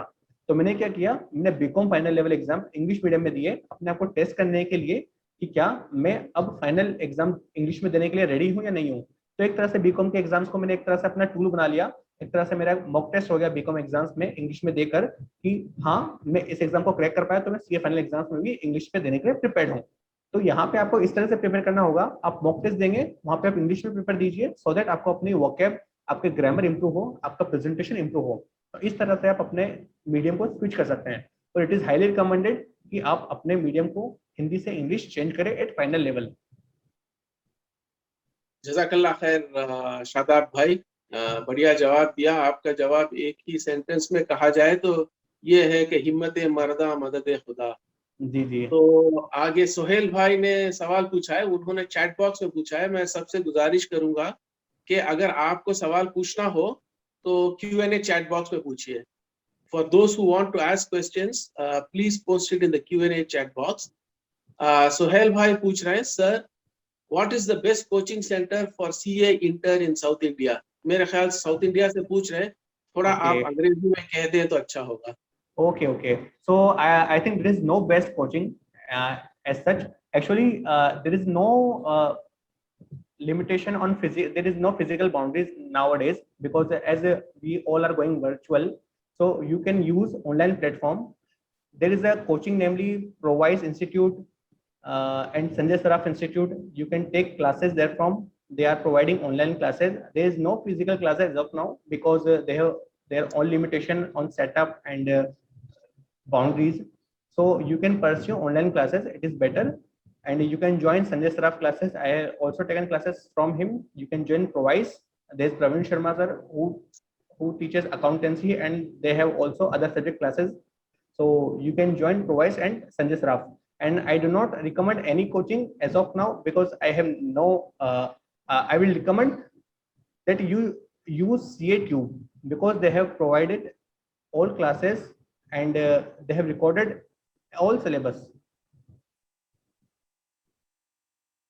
जी, जज़ाकल्लाह खैर भाई। एक सवाल ये आता है सबके दिलों में कि भाई what is the right age to start preparing students for CA entrance? अब मतलब क्लास 10 के बाद या उससे पहले या कैसे?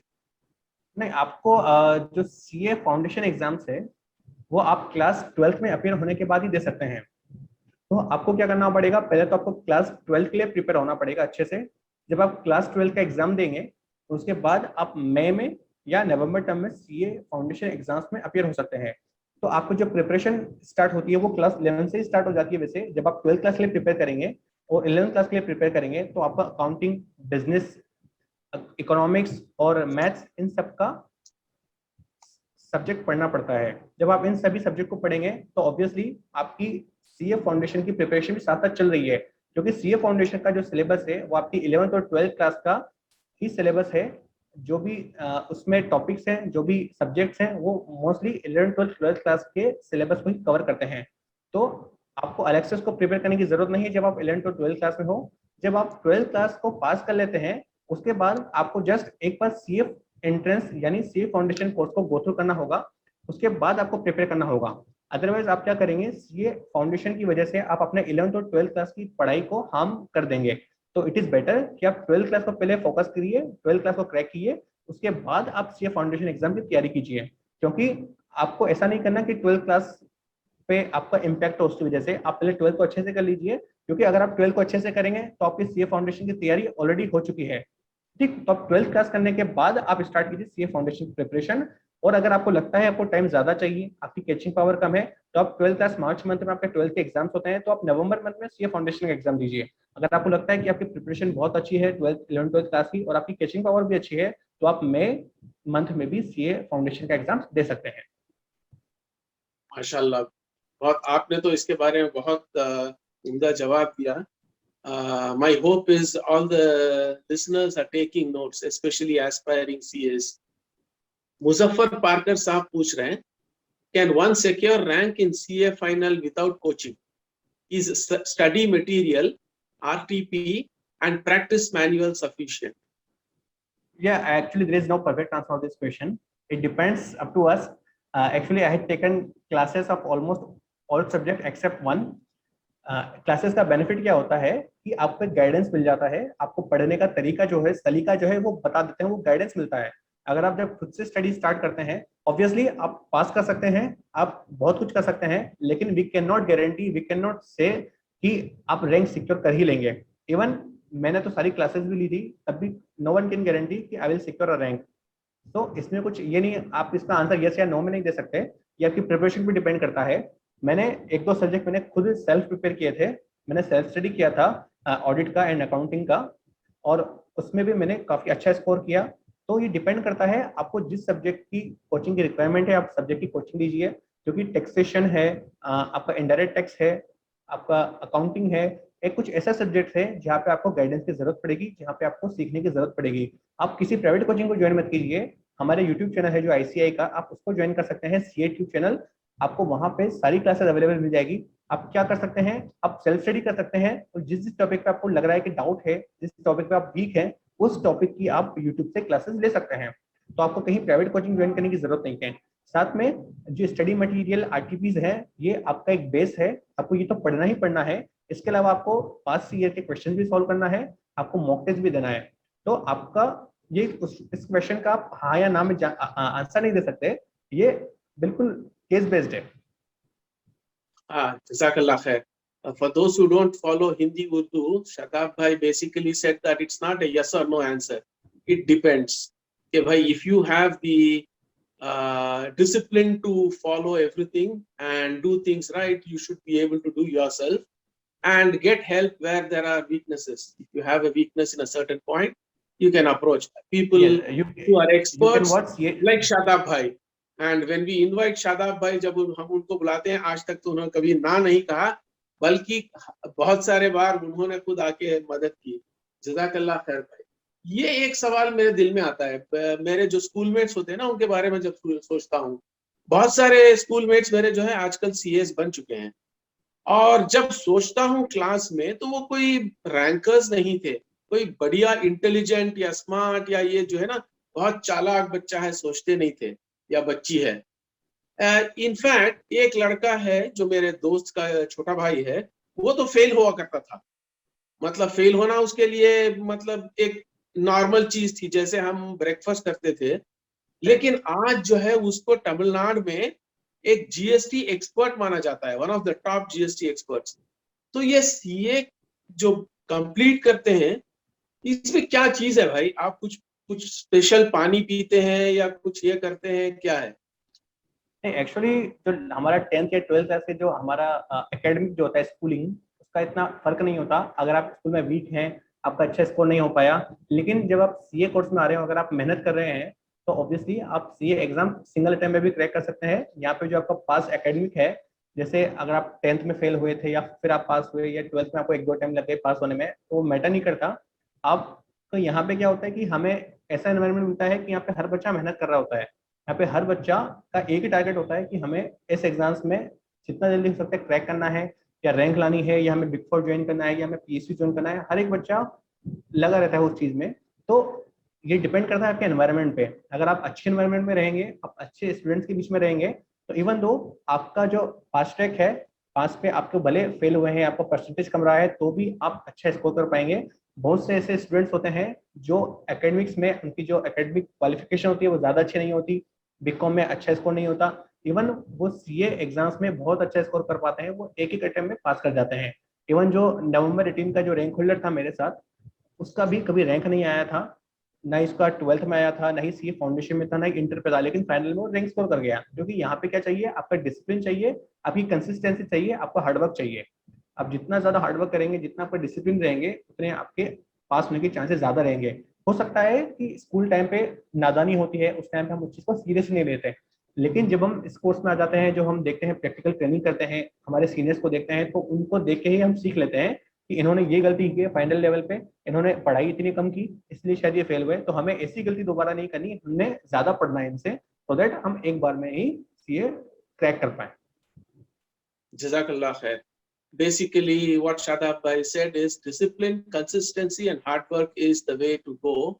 Past failures don't mean anything. जैसे म्यूचुअल फंड्स और शेयर्स में लिखा रहता है ना, past performance is not guarantee of future जो भी है future returns. ऐसे ही आप if you have failed in the past doesn't mean that you cannot course correct and do it. There is always opportunities. उस हिसाब से कोई एज लिमिट है क्या शादाब भाई? No, sir, there is no age limit. No, there is no limit. तो मैं भी लिख सकता हूँ? Yes, you can also. Yes, there was a lady who has become a chartered accountant at the age of 51. माशाल्लाह, नहीं मेरा तो 51 हो चुका है। नहीं, उसके बाद भी आप बन सकते हैं। चलिए चलिए, if I do it I will, then you will start quoting me कि भाई there was one man who did it at the age of 54। अच्छा शादाब भाई, ये सवाल है हमारे रज़ाक भाई से पूछा हुआ। Today's presentation was the best. You showed your 10 years journey on PowerPoint in 30 minutes. 10 साल की कहानी आपने 30 मिनट में बता दी और बहुत बेहतरीन तरीके से। Can you also share your future plan about what next? What's the next goal for Shadab? मतलब गोल सेटिंग के बारे में, वो भी आपने पहले गोल सेटिंग के बारे में थोड़ा कहा था। Aim for the stars, aim for the moon, कि भाई बहुत उम्दा तरीके से समझाया था, तो उसमें कुछ इजाफा करके दिखाइए भाई। Yes, currently, actually, अभी I am working in ONGC and I have planned कि apart from my current job, I start teaching and मैं एक फ्री प्लेटफॉर्म प्रोवाइड करने का कोशिश कर रहा हूँ जहाँ पे जो भी हमारे स्टूडेंट्स हैं who cannot afford classes, उनको हम क्लासेस अवेलेबल कराएं। तो अभी मेरा उस प्रोजेक्ट पे काम चल रहा है। मेरा कोशिश यही है कि क्योंकि जब हम उस एज में होते हैं, जब हमें किसी हेल्प की जरूरत होती थी, हमारे पास कोई होता नहीं था, तो मेरा अभी यही मेरा मामूल है कि मैं यही कोशिश करूंगा कि I will provide coaching to all those students who are underprivileged. और साथ में अगर कुछ आगे की तैयारी करने की जरूरत है तो अभी ऐसा एज ऑफ नाउ मुझे आगे कोई एग्जाम्स वगैरह की तैयारी नहीं है। अभी मेरा गोल केवल कोचिंग पे ही है। I will try to provide free coachings to all. माशाल्लाह शादाब भाई, आपके तो बहुत उम्दे टारगेट्स हैं। इसमें हमारा एएमपी के तरफ से कोई आपको हेल्प चाहिए, कोई रिसोर्सेस चाहिए, सारे आपके सामने हैं। जो भी चाहिए आप इस्तेमाल कीजिए। कम्युनिटी के बेहतरी के लिए जो भी चाहिए आपको मिल जाएगा इंशाल्लाह। तो आप वो क्या चाहिए? अभी तो you are going to upload this video also, we also upload.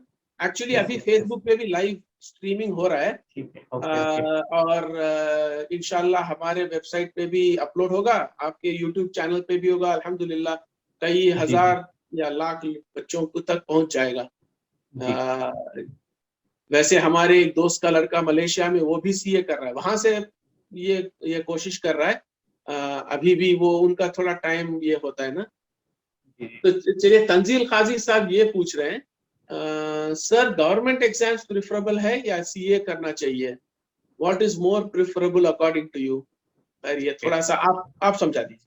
Ji, actually problem क्या है, हमारा जो यूथ है उसकी ये टेंडेंसी बन चुकी है कि वो बस गवर्नमेंट एग्जाम्स को देख के है, बस उसके पीछे भागते हैं। उनका ये टारगेट होता है हमेशा कि हमें बस गवर्नमेंट जॉब चाहिए। उसकी वजह से प्रॉब्लम क्या होती है कि वो लोग क्या करते हैं, 12th क्लास के बाद जस्ट बीकॉम या बीए कर लिया या एमए कर लिया, उसके बाद जस्ट गवर्नमेंट एग्जाम की तैयारी में लग जाते हैं। तो क्या होता क्या है, जब वो ग्रेजुएट हो जाते हैं या पोस्ट ग्रेजुएट हो जाते हैं, उसके बाद वो बस कंपटीशन एग्जाम देते रहते हैं। अब जो कंपटीशन एग्जाम्स होते हैं वो होता है गवर्नमेंट पे डिपेंड करता है। गवर्नमेंट चाहे तो वैकेंसी निकाले, गवर्नमेंट चाहे तो वैकेंसी नहीं निकाले। तो प्रॉब्लम क्या हो गई हमारे यूथ के साथ, वो बस उसके ऊपर डिपेंडेंट है, गवर्नमेंट के ऊपर डिपेंडेंट है कि गवर्नमेंट अगर वैकेंसी निकालेगी तो उनको अपॉर्चुनिटी मिलेगी, अगर कोई गवर्नमेंट वैकेंसी नहीं निकालती तो उनको कोई अपॉर्चुनिटी नहीं मिलेगी। तो इस वजह से क्या हो रहा है, हमारे यूथ में अनएम्प्लॉयमेंट बहुत ज्यादा बढ़ रहा है। तो इसीलिए सीए कोर्स इसलिए भी प्रेफरेबल है।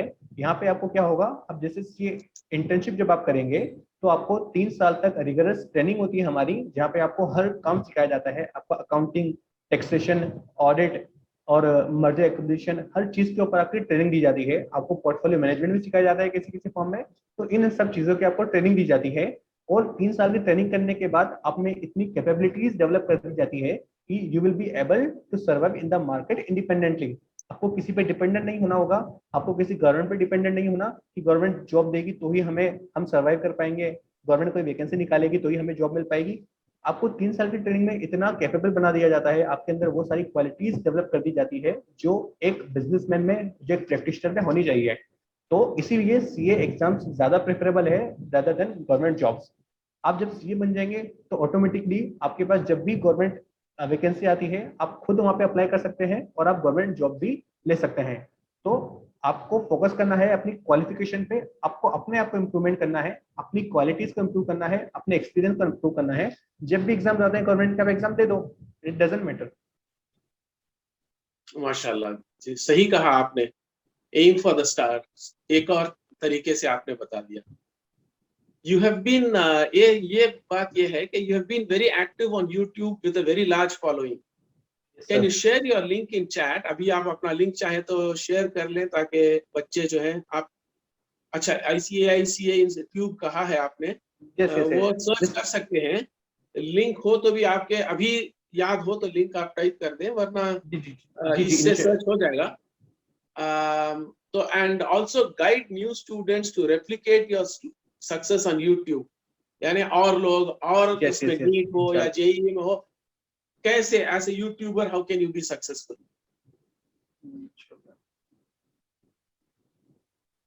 सवाल आपके समझ में ठीक से सुनाई दिया भाई?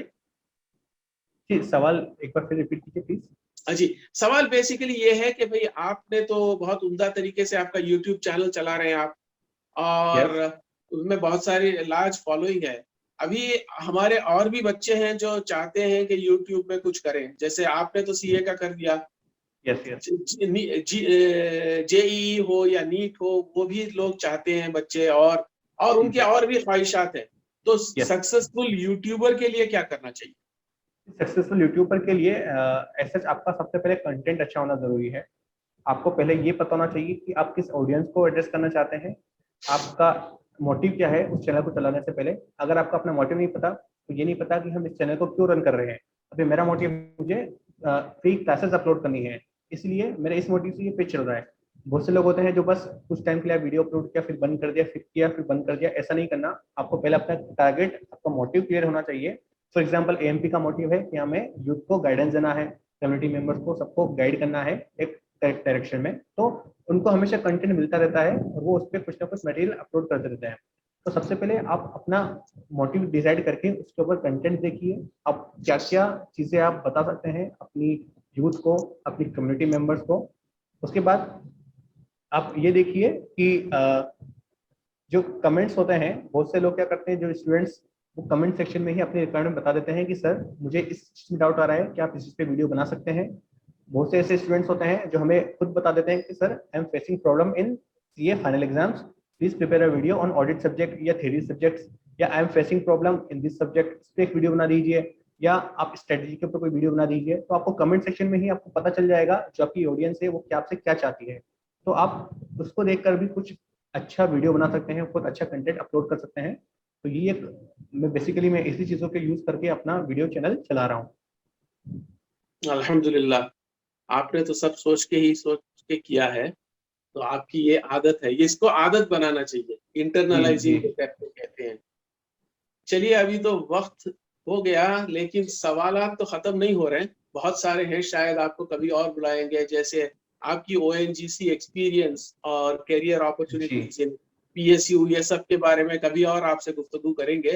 अभी बहुत शुक्रिया कि आपने हमारे साथ वक्त गुजारा। अभी मैं सिस्टर हेबा, आप हैं क्या यहाँ? उनका थोड़ा सा internet connection. yes, I'm there. जज़ाकल्लाह खैर, आप you go ahead. So sorry about the interruption earlier, everyone. So I would like to give a thanks to everyone. First of all, I would like to thank Almighty Allah for bestowing us with the capability to attend, conduct, and organize this web talk. May Allah guide us always. Ihdinas siratal mustaqim. Going ahead, I would like to thank our today's speaker, Mr. Shadab Hussain, for coming forward to help and guide the participants. Thank you so much, Mr. Shadab, for taking your time out of your busy schedule and making this difficult topic so simple by breaking it down and explaining us each and every step. I really appreciate taking you this session. Because someone like me, who is a complete novice, who does not know about CA examination at all, now I guess I can give answers to basic questions to anybody. So thank you so much for making it simple and making it so detailed. Thank you so much, Mr. Shadab. Next, I would like to thank all the participants for joining this session, making it successful, keenly asking your questions and doubt. We really appreciate you all. You all are someone who we are looking forward to. Please take good advantage of these sessions and move ahead. At last, but not the least, I would like to thank the entire AMP team for organizing this web talk and for all the hard work that goes behind this. Is something which is not visible, but there are lots of work which goes behind this, and everybody has their own professional life too, but they all manage well and try to make this a successful event. So thank you, the entire AMP team, for organizing this. So thank you everyone. Jazakallah.